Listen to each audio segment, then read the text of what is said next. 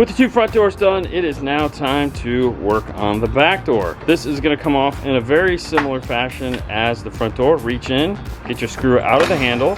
It is that Phillips. Next, we're going to move on to our handle. Gently pry out the cover and remove the Phillips screw behind there.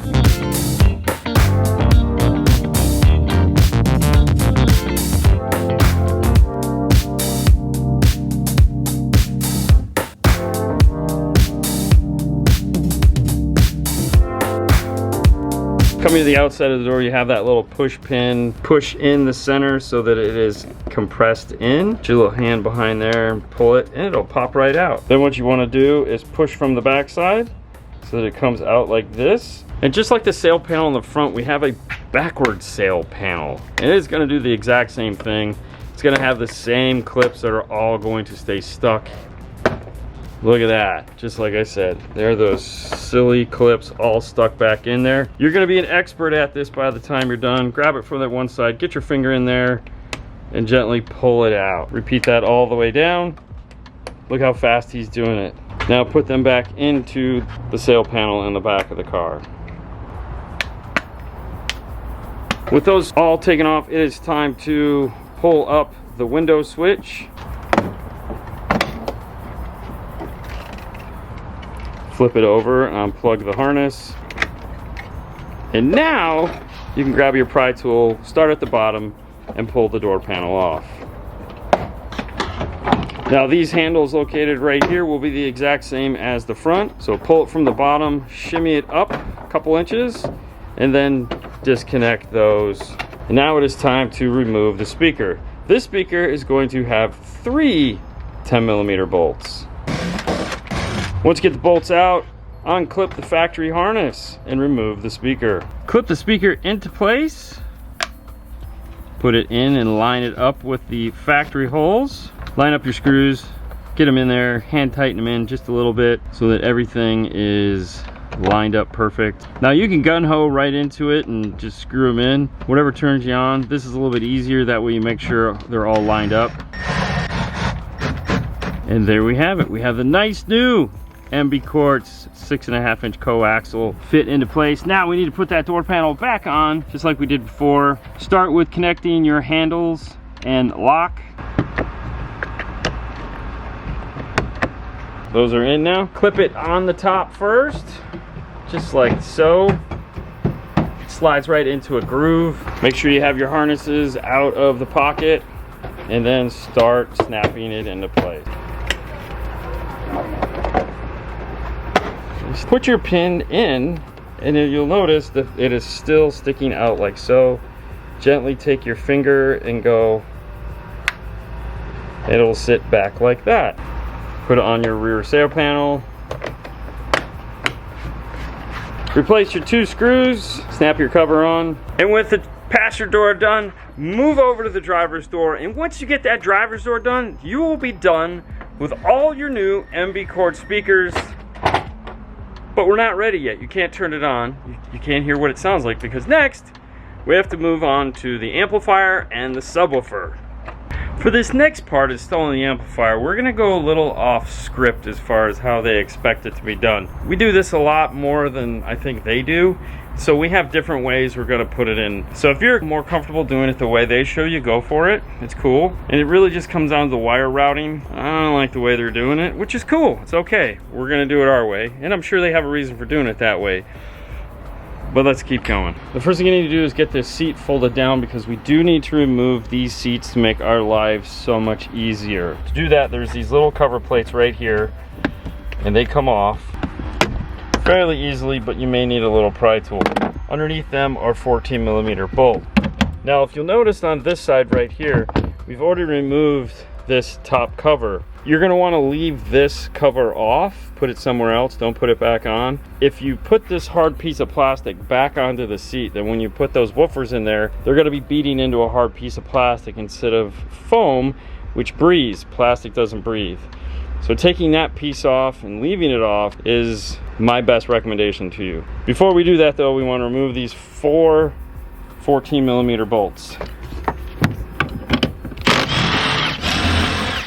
Just like the front seat, make sure you take all your parts put them into a nice bin so you know where everything is at. To get this seat out, push down and lift forward like so. That'll clear these hinges that are in the way and set them on the tailgate. To get this hard piece of plastic off, which you do not need to do on the driver's side, just the passenger side, but we've already taken that one off. There's a screw here and there's a screw here. Conveniently enough, they're both Phillips screws. Pull those two screws. And now you're just gonna wanna put your fingers right here and pull it back. It's gonna lift right off. There's no anything, it's not hard to do. At the very top, there's these little clips right here that go in. Put the two screws back into the metal here, and then just throw your thing into the bed of the truck or your garage or wherever you're planning on putting it until you need it again. And then to get it back on, the opposite, slide it right into place. And as I said, you only need to take off the one on the passenger side of the vehicle, not the driver's. We're just using this for demonstration on how to do it because we've already taken that one off a while ago for another system we had in this particular vehicle. On the passenger side, there is a 14mm seatbelt bolt located right there. However, if you just want to pick this seat up and move it forward, exposing this area, that is okay too. What we need to do is just have access to the screws that hold this thing in place, as well as be able to lift it out. This gets in our way if we don't do that, and it's very hard to get around this particular piece. Holding the driver's side in, 3 10mm. The passenger also has 3 10mm located at these points. There's also a bunch of clips located behind here, so let's get started. Last one. Now that we have the screws out, start at the top. I like to come right here in the center, just kind of work my hand down, come over to the outside, do the same. This will lift right out of place. On the back side of it, there are clips located on the top and bottom. Just like when you did the door panel, take a look at the back wall and make sure there's no clips left behind it. And then work your way onto the other side.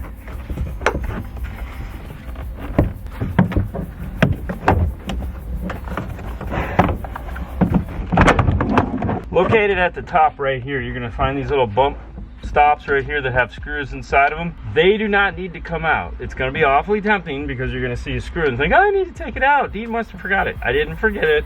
It doesn't need to come out. We also need to take these floorboards off. Easiest way to do them is start here with your fingers.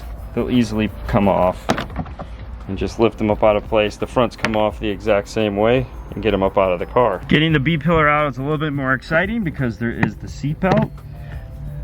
The cover will just pop off. You can put your thumb right here in the corner and this will just pop right off. For the seatbelt bolt, it is the same 14mm socket. However, because of the seat rail here, we do need to use an extension to get into it. Whether you're gonna be using a drill or a ratchet. We need to remove the rubber here. Just makes it easier to get our fingers in. Do the same on the front side. On the front side, there is this clip here that the rubber is holding in place, so make sure you do pull it out. And as you can see here, we're missing a clip. It stayed in the panel, so let's get that out. There we go. Now that we have the side apart, we need this guy to take over to the bench and model up how this amplifier is going to mount into here. Let's take a look at what is going to power this system. Normally we'd show you the box, but it comes in just a generic white box, so there's really nothing there to get excited about. No little details on the box like I like to do. See, it's just white. It's nothing fancy. There is a little box here in the corner though. Ooh. And this is where the bass knob is. Cool. Got a pretty sophisticated looking bass knob. Look at that thing. Wow. And it has an Allen screw in the back of the bass knob. That means we need to take this screw, see if this bass knob comes apart, and we can flush mount it in the dash. And that would be a no. We can't flush mount this into the dash because it does not have a screw. Bummer. All right. This is a 5-channel.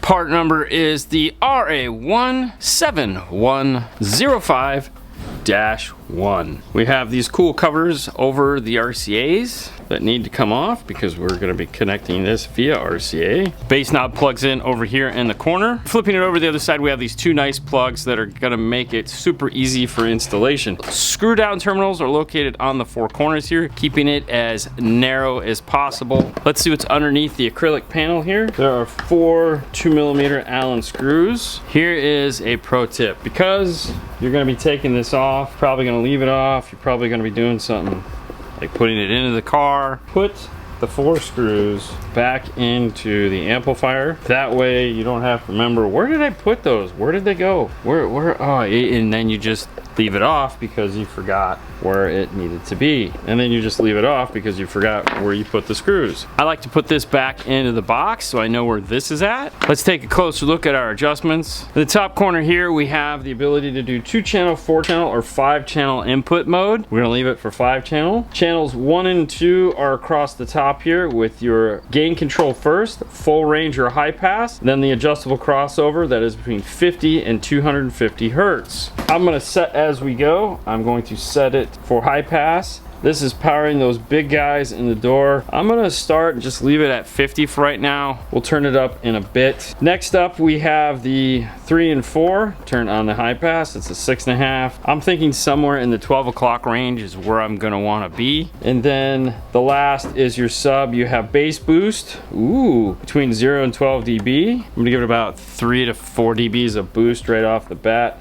Subsonic filter, yes, 25 hertz. Then my crossover is that same 50 to 250. I'm gonna start at about 12 o'clock, which in this case is about 6 o'clock, the way this turns, just to keep it going. And now that I've done that, I will go back and match my channel 1 and 2 that are gonna be powering those big luscious 8s to that same. Now this gives me some preliminary adjustments so that when I turn it on, have some protection in place. The gains, always check the gains to make sure they are turned down. Not every manufacturer ships their gains turned down. Some actually ship their gains all the way up. Thankfully they don't. To put this into the vehicle, we do have some parts that come in another box, and that is this big box here.